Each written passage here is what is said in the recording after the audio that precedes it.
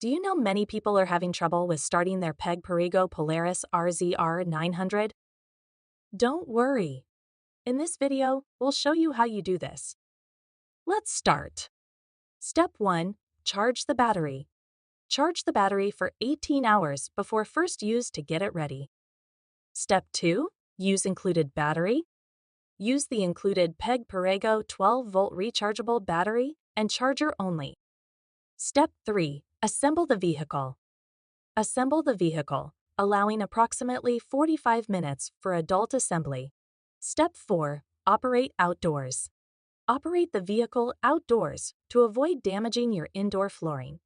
Step 5. Teach to stop. Teach your child to stop the vehicle before changing directions to protect the motor and gears. Step 6. Check connections. Ensure all electrical connections are secure and fully charge the battery if the vehicle doesn't start. By following these steps, your Peg Perego Polaris RZR 900 should be up and running smoothly. Still need help? Visit our website for the complete manual.